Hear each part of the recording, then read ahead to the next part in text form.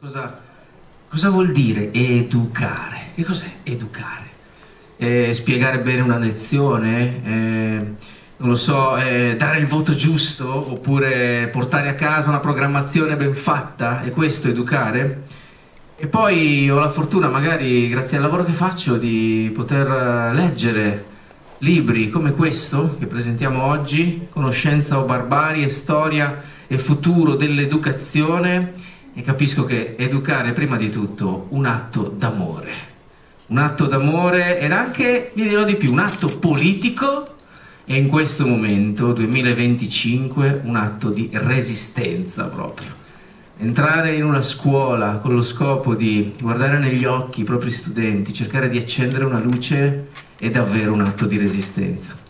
Proprio questo libro è il manifesto, credo, di cosa significa la resistenza nell'educazione, perché è una sorta di bussola, potete usarlo come una bussola per non perdervi, perché parte come una storia di che cos'è la scuola, appassionatissima, raccontata veramente come se fosse un romanzo, e poi diventa proprio una sorta di anche punto d'arrivo a livello proprio di utopia, cosa dovrebbe essere, cosa dovrebbe diventare e soprattutto cosa non dovrebbe mai diventare, e ti fa venire voglia quindi di ricominciare, di imparare ancora. E quindi, signore e signori, dopo questa introduzione direi benvenuto a Jacques Attali.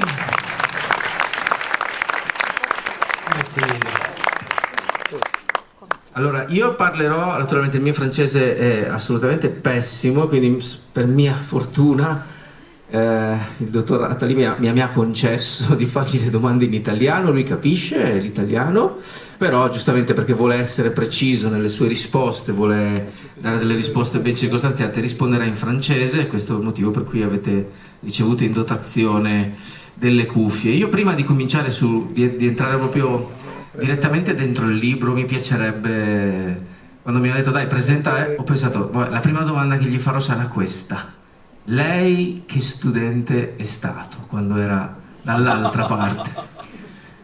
Mi scuso di non essere capace di rispondere in italiano, l'ho imparato al ginnasio, ma non lo parlo mai perché tutti in Italia parlano francese o inglese, allora non parlo mai italiano. Mi scuso. Quel étudiant j'ai été? J'ai été un élève moyen pendant longtemps, et puis j'ai été un bon élève, puis un très bon élève assez tard. Quand j'étais étudiant, quand on me donnait un exercice ou deux exercices à faire, j'en faisais 20. Et aujourd'hui encore, j'ai toujours pensé que c'est dans la répétition, dans le fait de faire beaucoup plus. J'ai récemment, enfin il y a 20 ans, j'ai commencé à apprendre de nouveaux métiers. Par exemple, je suis devenu chef d'orchestre. Je n'avais aucun don pour ça. J'ai continué à étudier, j'ai appris beaucoup, et maintenant je dirige des grands orchestres dans le monde entier. Donc, tout au long de la vie, j'ai été un étudiant studieux avec beaucoup de volonté d'aller au-delà de ce que j'étais capable de faire. Et la seule qualité qui compte, et à mon avis la plus importante à apprendre, même si c'est très difficile de savoir comment l'enseigner, c'est la niaque, le grit. Bella questa parola, la grinta, mi piace molto. In francese come si dice grinta? En français? En français? La niaque. Ok. Dopo me la studio bene perché sono curioso sull'etimologia della parola. Mi chiedevo, ma lei ha mai avuto un docente, un insegnante, non lo so, anche quando era piccolino, che ha saputo, come dire, ispirarla, e di cui si sentirebbe di dire grazie a questo insegnante poi ho cominciato a intraprendere la carriera che ho poi fatto nella mia vita? Oui, j'ai encore le nom. D'ailleurs, c'est le sujet d'un livre que je publie cette semaine en France qui s'appelle Philosophie de la gratitude, où j'explique l'importance d'avoir de la gratitude pour ceux qui nous ont aidés tout au long de la vie. Et j'ai beaucoup de gratitude pour des enseignants. Soit je me souviens encore d'enseignants dans de petites classes qui ont été merveilleux. Je me souviens de grands professeurs extraordinaires dans les universités. Et puis je me souviens d'un enseignant qui m'avait dit devant tous les élèves: vous êtes nuls et vous ne ferez rien de votre vie. Et je le remercie infiniment, parce qu'il m'a donné une énergie pour lui faire penser qu'il avait tort, qui m'a beaucoup accompagné. Je le remercie beaucoup. La famosa grinta è arrivata anche da questo insegnante in senso negativo. D'une certaine façon, oui. Facciamo fare un sondaggino, un piccolo sondaggio per vedere quanti fra i presenti hanno avuto un'esperienza simile. Quell'insegnante che ti ha detto no, tu non ce la potrai mai fare, e poi da lì hanno tirato fuori la grinta famosa, si alzano un po' di mani. Sì, perché so che sono cose che purtroppo succedono. E riguardo alla gratitudine dovete sapere che il professor Attali, quando prima ci siamo presentati, io normalmente ho cercato di stringere la mano, lui non stringe la mano e lui fa questo segno proprio che è anche un segno di gratitudine. Je fais ça depuis longtemps, oui. Le Covid a aidé, mais je faisais ça avant. Ah, ok, questo era una gaffe, quindi qua, una mezza gaffe di Galliano, se no per contratto devo farne almeno una al giorno.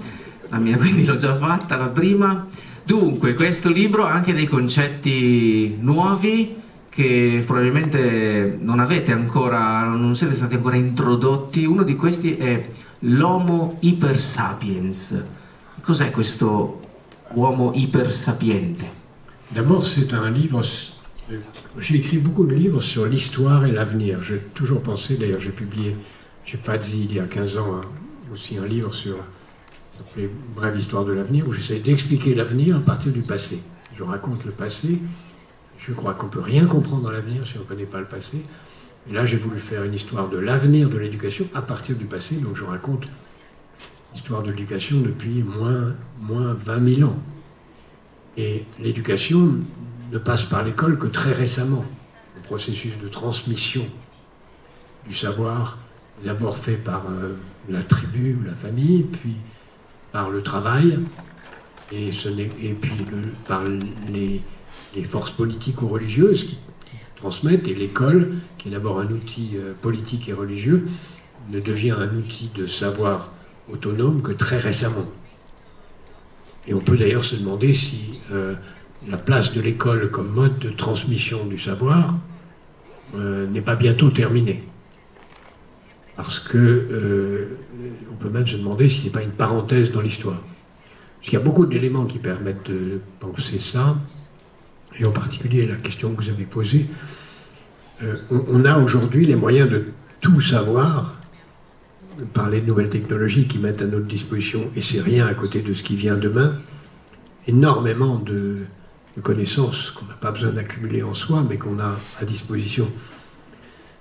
Ça a commencé d'ailleurs avec l'imprimerie, qui, avant l'imprimerie, on devait apprendre par cœur les choses, puisque les livres étaient rares et chers, c'était manuscrits.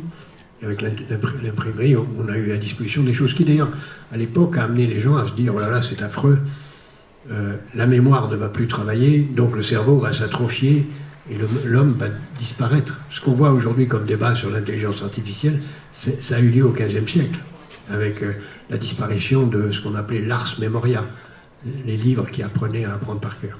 Aujourd'hui, on a même un problème, et il faut aller de l'avant. Les technologies vont permettre de se débarrasser de connaissances inutiles.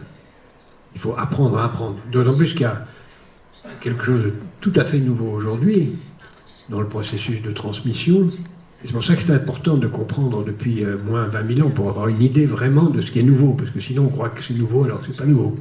Beaucoup de choses qu'on croit nouvelles, mais qui existent depuis 20 000 ans, ou depuis 5 000 ans, ou depuis 2 000 ans, ou qui existent ailleurs. Et pour vraiment avoir idée de ce qui est nouveau, il faut savoir vraiment beaucoup de choses de ce qui existe par ailleurs. Il y a une chose vraiment nouvelle aujourd'hui, c'est le fait que tout ce que vous apprenez à l'école ne sert à rien. Parce que, pour la première fois dans l'histoire humaine, les métiers qu'on va faire demain, mis à part quelques métiers qui vont rester, ou assez peu nombreux, vont être dans une telle évolution, accélération de l'évolution, qu'il va falloir apprendre en permanence. Donc, l'idée de on apprend à l'école et ensuite on gagne sa vie avec, c'est faux, c'est fini. Alors, ça n'a jamais été vrai pour ceux qui avaient vraiment une envie d'apprendre, de changer, parce qu'il y avait du progrès technique depuis toujours, plus lent qu'aujourd'hui, mais il y avait toujours ça. Mais aujourd'hui, c'est vrai partout. Donc, l'idée qu'on apprend à l'école et que ça c'est fini, c'est terminé. Donc, il faut se mettre en position aujourd'hui, tant pour les enfants que pour les adultes, parce que pour les adultes c'est aussi vrai, de ce que nous avons toujours à apprendre, et que la meilleure chose à apprendre, c'est apprendre à apprendre. C'est savoir comment apprendre, où trouver les bonnes informations, comment avoir la niaque, comment avoir un esprit critique pour distinguer le vrai du faux, ce qui aujourd'hui, avec ce qui vient en intelligence artificielle, va être plus difficile. Et l'esprit critique, la niaque, qui suppose beaucoup de culture, beaucoup d'érudition, pas du tout unidimensionnel, va être très important. Donc je pense qu'on va aller vers l'humain qui devra tout savoir, et qui aura les moyens de tout savoir, à condition d'avoir ces deux qualités qui sont la niaque et l'esprit critique. En ajoutant une chose qui est très importante, c'est que la niaque permet... Una terza cosa. Oui, qui est liée, c'est que rien n'est interdit à personne. Ne croyez pas que vous êtes nul en maths. Ne croyez pas que vous ne savez pas écrire. Ne croyez pas que la musique n'est pas pour vous. Ne croyez pas que vous ne pouvez pas dessiner. Ne croyez pas que quoi que ce soit n'est pas pour vous. Si vous avez la volonté, la répétition, qui est la clé de l'apprentissage, c'est la répétition, ouvre l'esprit humain à tout.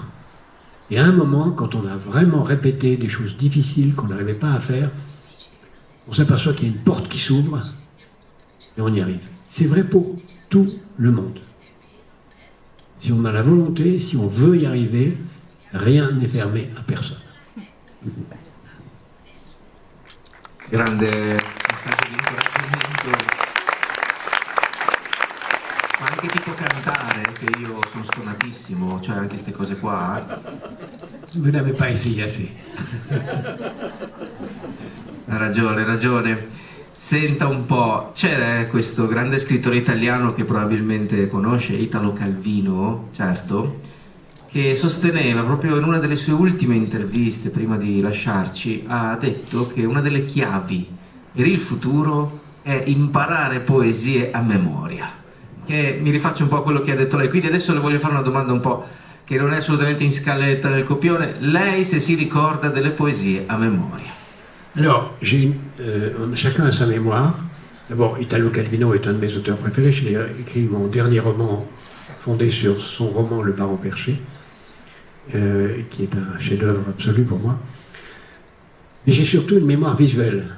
Donc, par exemple, je peux diriger un orchestre pendant 1h30 sans partition, parce que je tourne les pages. Mais je n'ai pas fait l'effort d'exercer ma mémoire pour apprendre des poésies. Je pense que si j'avais voulu, j'aurais pu le faire, pour la raison que j'ai dit, mais je me suis concentré sur la mémoire visuelle. Bene, bene. In Francia si usa studiare le poesie a memoria, a scuola le studiano a memoria le poesie. Oui, mes enfants et mes petits-enfants ont appris beaucoup de choses et j'ai appris avec eux. Si usa ancora, quindi questa... No, perché da noi c'è un po', come dire, adesso le ultime indicazioni nazionali del nostro ministro dell'istruzione dicono studiare le poesie a memoria. Je pense que ce qui est très important, et d'ailleurs beaucoup d'auteurs le font, c'est de lire beaucoup. Dante est supposé lire du Virgile avant de se mettre à écrire. Chaque fois qu'il allait écrire, il relisait du Virgile. Et aujourd'hui, moi, je relis souvent, avant de me mettre à écrire, un tout petit livre de Proust qui s'appelle La lecture, que je vous encourage à lire, en français ou en italien. C'est un petit livre de 100 pages. C'est un extrait de la recherche qui donne envie de lire. Je vous encourage à lire Leopardi, pas Manzoni. Manzoni m'ennuie, mais il y a d'immenses auteurs italiens.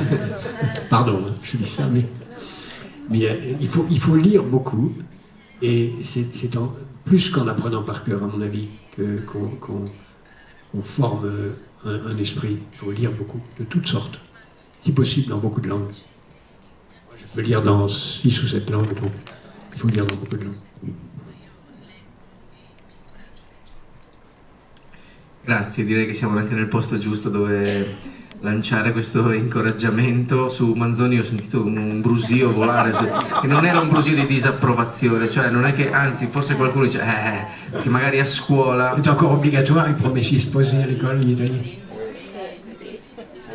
In realtà non esistono più le cose obbligatorie, ci sono sempre delle indicazioni, però alla fine è come se fosse ancora obbligatorio, perché viene sempre portato dagli insegnanti. A proposito degli insegnanti, di obbligatorietà, dei promessi sposi che tornano, in questo libro si parla anche di un altro fenomeno molto attuale, una sorta di stanchezza che pervade la figura dell'insegnante. L'insegnante comincia a essere stanco della ripetizione, stanco di perpetuare sempre gli stessi schemi.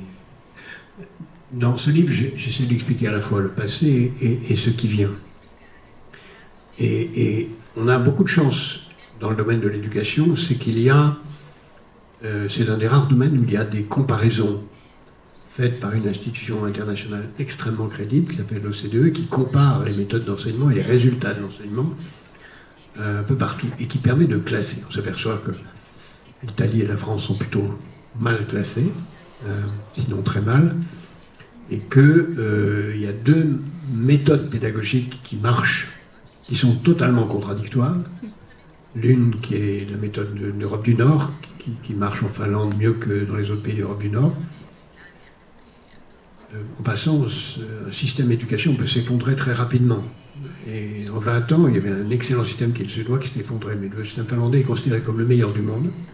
Il y a un autre système complètement différent, qui est le système de Singapour, qui est une sorte de meilleure façon de reprendre les vieilles techniques chinoises d'il y a 2000 ans, qu'on avait enseigné aux lettrés qui allaient travailler pour l'empereur, et qu'on retrouve au Japon, en Chine, en Corée du Sud. Et ces deux méthodes sont complètement différentes, et toutes les deux fonctionnent bien. Il faut avoir beaucoup d'humilité pour le savoir. La méthode coréenne ou singapourienne, les élèves sont notés à partir de 2 ans dans une compétition extrêmement sévère. Ils peuvent être renvoyés très rapidement. Les parents sont culpabilisés en permanence si leurs enfants ne réussissent pas. Les parents consacrent beaucoup de temps à l'éducation des enfants, beaucoup d'argent à des cours complémentaires, et on a une telle tension que c'est un des pays du monde avec le Japon où le suicide des élèves est le plus élevé. Mais les résultats sont extraordinaires. D'ailleurs, les Coréens, les Japonais, les Chinois sont aussi ceux qui réussissent le mieux dans les universités américaines, qui ne sont plus aujourd'hui, ça va peut-être changer, des universités américaines, mais ce sont, étant les meilleures universités du monde, elles reçoivent les meilleurs étudiants du monde. De moins en moins d'ailleurs des étudiants américains, parce que l'enseignement américain en primaire et secondaire est devenu catastrophique. Et donc ce ne sont plus des Américains qui vont dans les universités américaines. Et le deuxième système qui fonctionne très bien, c'est le système finlandais, complètement différent. Il n'y a pas de notes jusqu'à 14 ans, il n'y a pas de devoirs individuels, il n'y a que des travaux collectifs. Les professeurs ne sont pas contrôlés, ils font ce qu'ils veulent, ils sont recrutés et licenciés par le directeur de l'établissement. Ils sont aussi bien payés que les avocats ou les médecins, et les résultats scolaires sont exceptionnels. À partir de 14 ans, on passe à la compétition, et jusqu'à 14 ans, il n'y en a pas.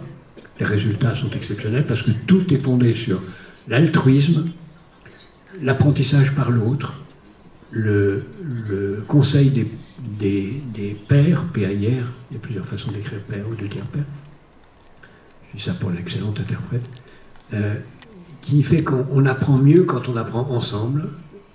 En tout cas, c'est ce que démontre cette méthode. Alors, curieusement, il y a, comme le monde est de plus en plus globalisé, même ceux qui disent le contraire doivent l'admettre, il y a aujourd'hui une sorte de symbiose qui commence à apparaître entre le système singapourien et le système finlandais. Par exemple, la méthode d'enseignement des mathématiques, qui est venue de Singapour, la meilleure méthode au monde pour apprendre les mathématiques, elle est maintenant enseignée en Finlande, et les Finlandais ont apporté des modifications au système finlandais. Donc, quand on veut utiliser les meilleures méthodes, on peut. Mais il faut pour ça avoir une priorité donnée à l'éducation, une mobilisation d'un pays, ce qui est le cas de la Finlande, qui réussit très bien pour des tas de raisons géopolitiques. La Finlande, on connaît sa position géographique.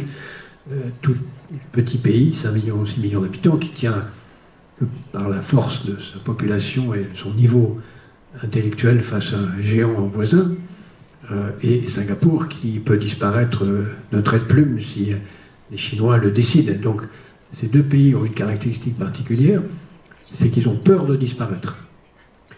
Et c'est la peur de disparaître, je vous disais tout à l'heure que c'est ça qui m'a motivé aussi, c'est la peur de l'échec qui crée la mobilisation générale.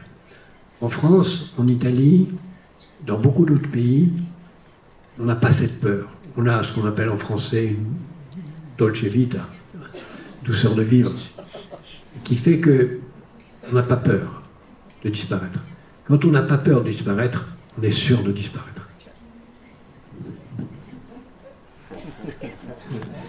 Grazie.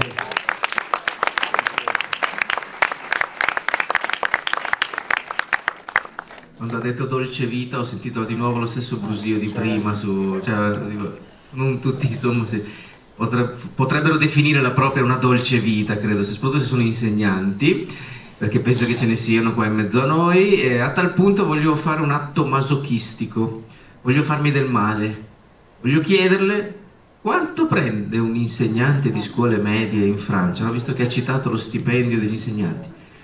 Une fois et demie, 2 fois le salaire minimum. Qual è il salario minimo in Francia? 2500 € à peu près. Donc je pense qu'un enseignant en début de carrière, est à peu près autour de 2000-2500 €, à peu près, en début de carrière.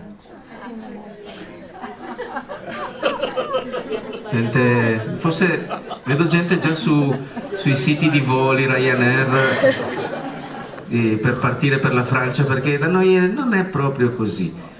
Da noi diciamo si parte da 1400, 1300, 1400. Oui, mais ça arrive aussi, ça dépend du niveau de diplôme, ça arrive aussi pour des enseignants débutants. Certo.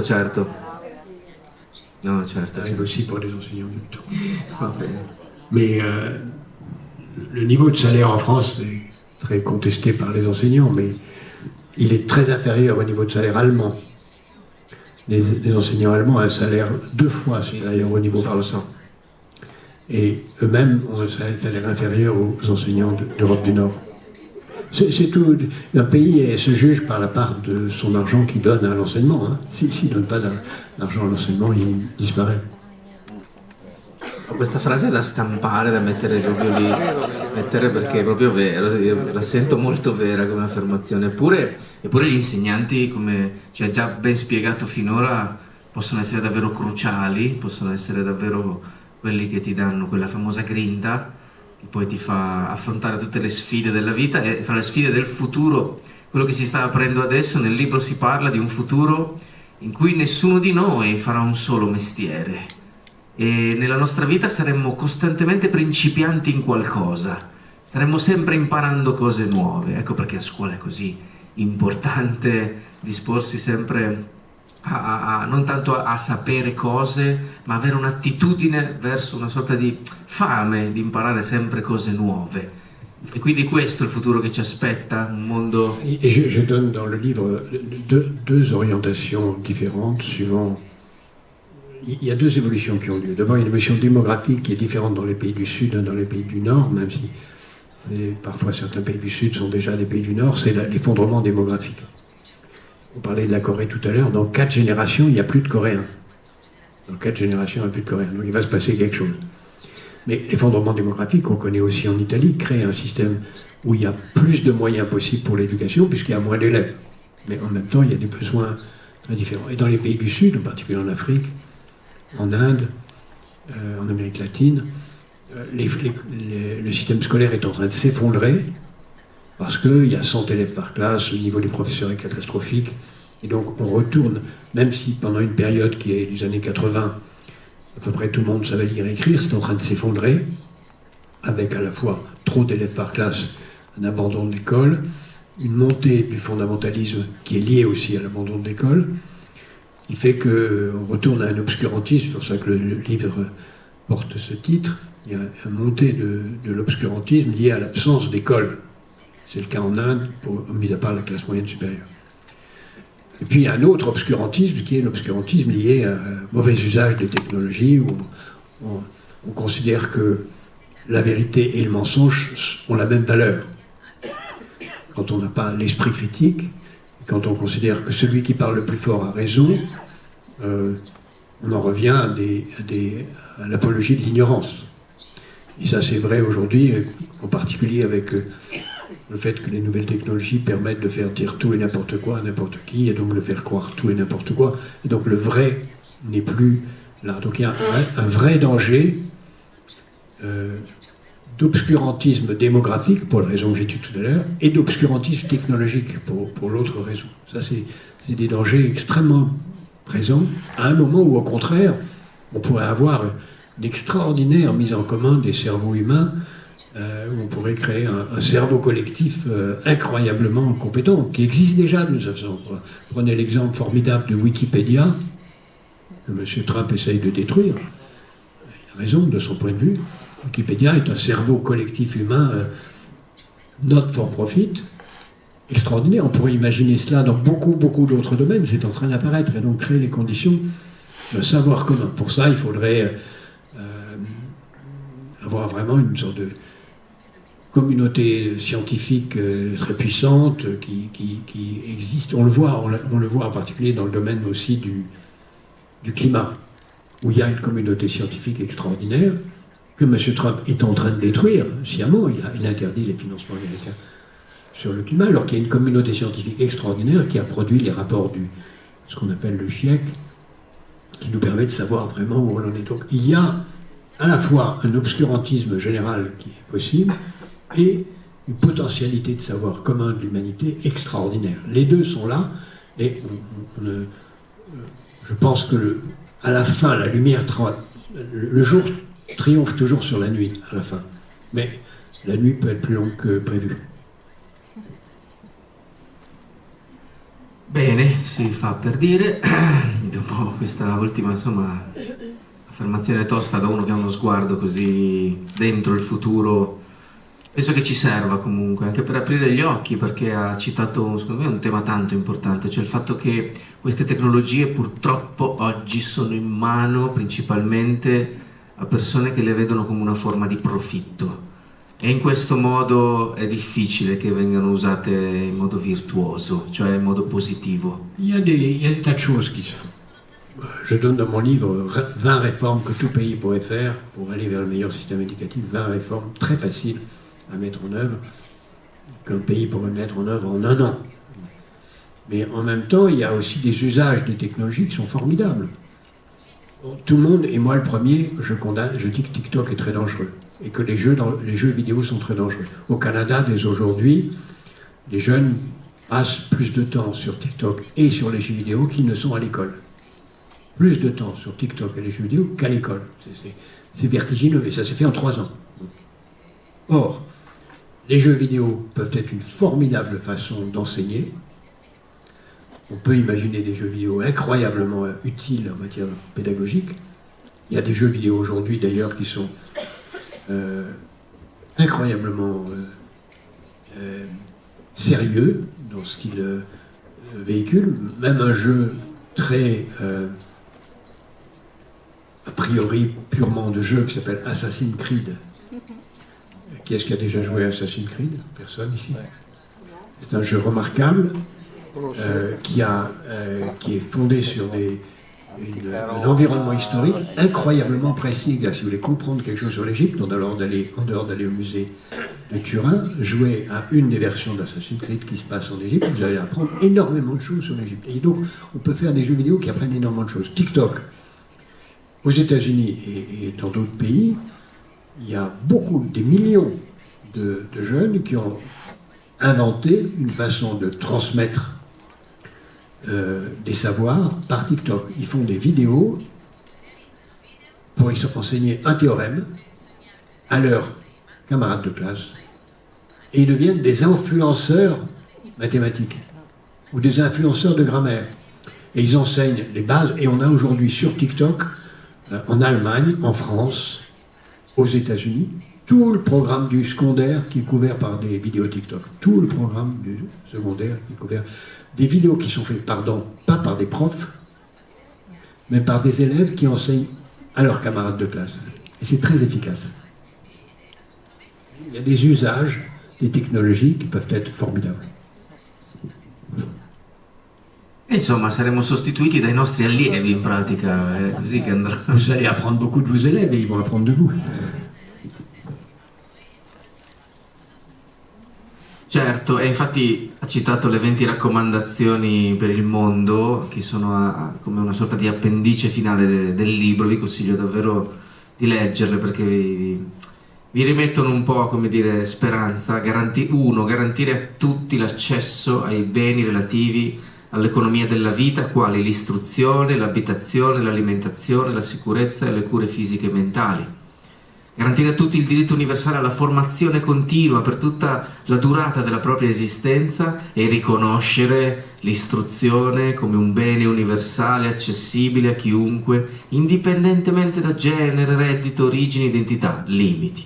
Sono parole che mettono davvero in pace, e poi insomma tutti gli altri 18 potete due delle 20. Sì, gli altri 18 potete trovarle nel libro del professor Attali, che ha... Tout ça est possible, ce n'est pas... tout ça est possible financièrement, ce n'est pas quelque chose de très coûteux. Ma certo che è possibile, lo sappiamo che è possibile, purtroppo però occorrono più voci come la sua e come la nostra che lo pretendano, credo anche questo, che lo vogliano e si facciano sentire di più rispetto a questi temi. Una cosa che mi ha molto colpito del suo libro è il concetto di educare alla pazienza.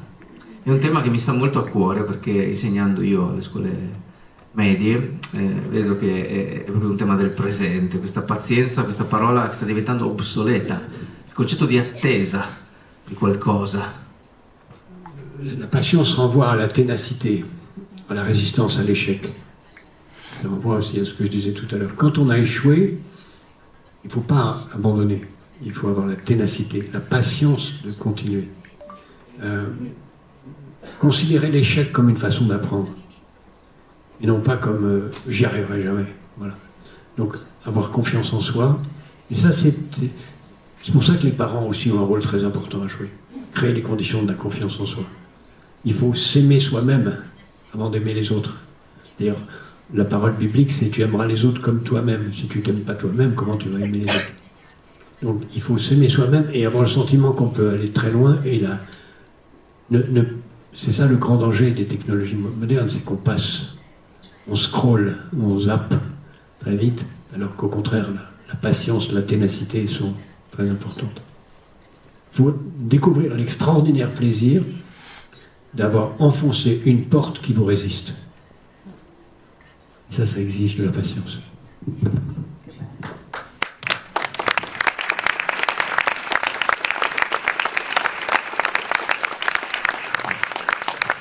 D'altronde siamo tutti immersi in un mondo in cui se mandi un messaggino su WhatsApp, mandi un messaggio su WhatsApp, appaiono le spuntine blu e poi l'altra persona non risponde entro 2 minuti, cominci a dire, beh, allora, che succede? Tu me détestes. Tu me ghost, on dit. Esatto, si dice ghostare in francese, tu ghost. Ghost. Ghostare, esatto. Ma quindi concretamente, no? Chiedo. Adesso sono io proprio che mi metto qui e chiedo, concretamente, io sono sia un insegnante e un papà di una bambina di 8 anni. Come si fa a educare alla pazienza? Cioè, proprio piccoli consigli, magari se le va di darceli? Il faut lui faire découvrir le plaisir, parce que la patience c'est aussi nécessaire quand on lit un livre. Il faut lui faire découvrir le fait que les choses sont au bout du chemin et pas immédiates. Ça exige beaucoup d'expérience. C'est-à-dire des expériences où le plaisir vient avec le temps et pas immédiatement. On le voit quand on apprend un instrument de musique, c'est pas facile tout de suite. Il faut montrer aussi ce que font d'autres, des expériences que d'autres ont fait et qui ont conduit à ce que la patience a conduit à un succès. On peut le voir aussi avec des choses plus simples. Quand on fait du sport, on n'arrive pas tout de suite à bien jouer.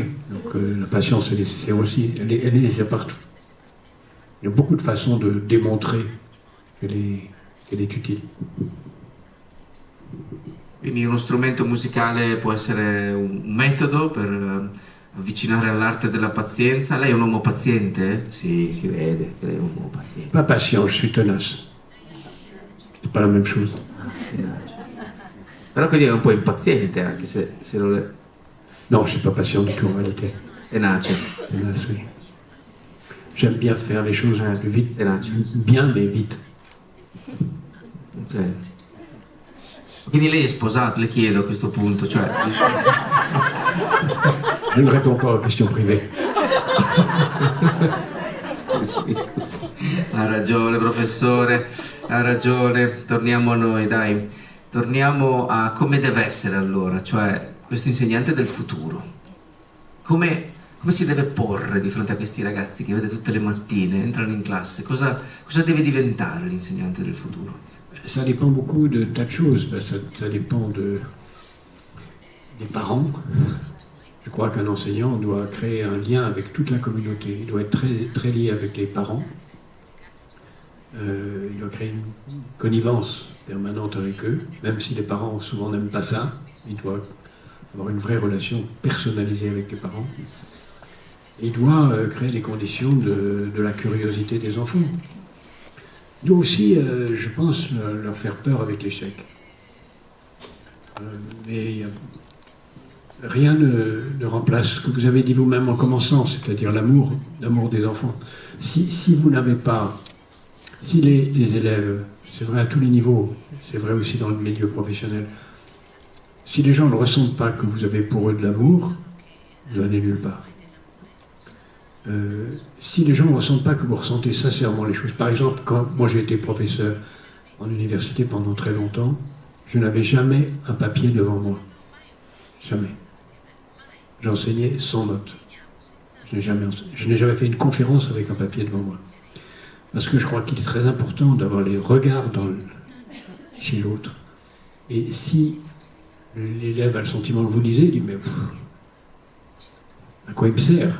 C'est pas lui, c'est le livre qui m'enseigne, c'est pas lui. Donc il faut créer une relation véritablement très personnelle.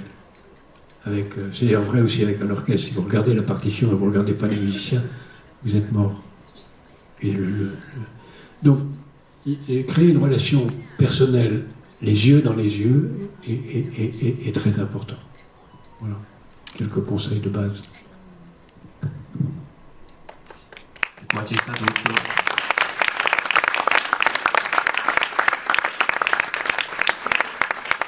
Anche un po' bene al cuore sentire queste parole perché insomma in questo momento in particolare magari in Italia ci sono due grandi, come dire, visioni a tal proposito. Ci sono quelli come lei che sostengono l'importanza della relazione, del contatto visivo, della filia, la chiamerei così, l'amicizia che si deve instaurare fra un insegnante e uno studente, un tipo di amicizia particolare che non è l'amicizia ovviamente quella normale, proprio un concetto filia, proprio quell'amicizia culturale ma anche di amore, che poi diventa anche filia verso i genitori, come ha detto lei, una costante, la chiamata appunto relazione anche con i genitori. E poi invece c'è anche chi dice no, i genitori devono stare fuori dalle scuole e l'insegnante deve mettersi comunque a una certa distanza per tenere i ragazzi con un certo rispetto. Queste sono un po' le due grandi visioni e per... Non, la deuxième vision est archaïque, totalement dépassée. C'est la vision, même dans les sociétés les plus disciplinées, comme celle de Singapour dont je parlais tout à l'heure, la relation avec les parents est fondamentale. S'il n'y a pas de relation avec les parents, l'école est un lieu fermé, clos, et dans lequel les enfants font ce qu'ils veulent à l'extérieur. Ça n'a pas de sens.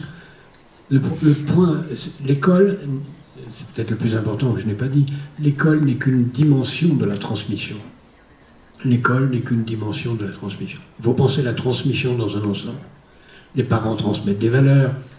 Si les parents ne laissent pas à leurs enfants un endroit pour étudier, si les parents, quand ils voient un enfant ne rien faire, ne lui disent pas « t'as rien à lire », c'est très important. Il y a deux catégories de familles. Il y a les familles qui, quand ils voient un enfant avec un livre, lui disent t'as rien d'autre à faire, et les familles qui, quand ils voient un enfant qui fait autre chose, lui disent t'as rien à lire. Ça, c'est fondamental. Si on n'a pas cette incitation à faire tout le temps, quand un enfant rentre de l'école, on lui demande pas qu'est-ce que tu as appris, ou quelle question t'as posée, ou quelle question tu te poses, rien ne se passe. Donc cette symbiose et en même temps, si les parents comme les professeurs ne sont pas liés à la société, n'expliquent pas ce qui se passe dans le monde, ne sont pas capables de détruire les fausses nouvelles que les enfants peuvent savoir, l'école est très vite discréditée. Donc l'école est dans le monde, et le monde n'est plus une société hiérarchique. L'école était hiérarchique. Je raconte dans les livres depuis l'Antiquité, c'était une structure très hiérarchique. C'est plus le cas aujourd'hui. Les enfants ont le sentiment qu'ils en savent plus que les profs. Donc c'est pour ça que le système par projet est beaucoup plus efficace. Parce qu'on fait un projet ensemble. Donc la deuxième méthode que vous m'avez dite est condamnée à l'échec. Bene. Senta, qualche giorno fa è andata virale, come si dice da noi, cioè molto diffusa su internet, una lettera di una studentessa italiana che esprimeva un grande disagio nei confronti della scuola, a cui poi ha fatto seguito tantissime altre lettere di ragazzi e ragazze come lei che dicevano sì, anch'io mi sento così. Lei, professor Attali, cosa direbbe se avesse di fronte uno studente che dice no, la scuola non mi serve a niente, io a scuola non ci voglio più andare? Cosa direbbe uno studente così? D'abord, il est vrai qu'il y a beaucoup de mal-être à l'école, parce qu'il y a beaucoup de mal-être dans la vie. Il y a beaucoup de mal-être familial. En France, on estime qu'il y a 20% des enfants qui, d'une façon ou d'une autre, sont atteints d'une certaine forme de maladie mentale, de mal-être. Donc ça doit être pris au sérieux. Que ça se traduise par un souci familial ou par un souci à l'école ou en général, il faut vraiment prendre ça au sérieux. Et c'est en train de monter parce qu'il y a une sorte de libération de la prise de conscience du mal-être qui est en train d'apparaître. Si quelqu'un véritablement n'aime pas l'école, il faut tout faire pour lui faire comprendre que son école, il va nulle part. En tout cas, les premières années, c'est très important. Moi, je me souviens de ce que ma mère m'avait... je voulais arrêter le piano et ma mère m'a forcé à continuer. J'ai continué et je suis très reconnaissant à ma mère de m'avoir forcé à continuer parce que j'ai passé une étape, j'ai retrouvé du plaisir à jouer. Donc il faut aller au maximum de ce qu'on peut pour aider et faire comprendre. Et pour ça, il faut, je pense, essayer de faire naître un projet de vie. Qu'est-ce que tu vas être plus tard? Et te rendre compte que sans l'école, tu ne seras rien. Maintenant, il est vrai, il y a des cas assez rares où on peut se passer de l'école, où on peut, même des cas moins rares, où on peut passer dans une école professionnelle et devenir un grand peintre, un grand cuisinier, un grand cordonnier, un grand clown, un grand quelque chose qui n'a pas besoin d'école. Ça existe beaucoup. Il ne faut pas se tromper là-dedans, et ça reste. Il faut surtout que ça ne soit pas un choix purement social. Parce que beaucoup de gens qui vont dans les écoles professionnelles, c'est parce qu'on ne les a pas laissés faire des grandes écoles.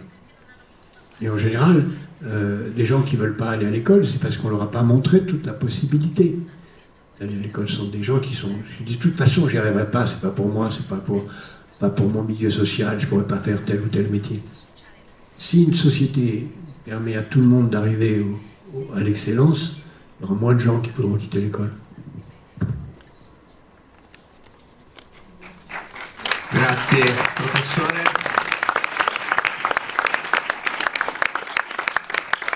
Conoscenza o barbarie? Storia e futuro dell'educazione del professor Jacques Attali, edito da Fazzi.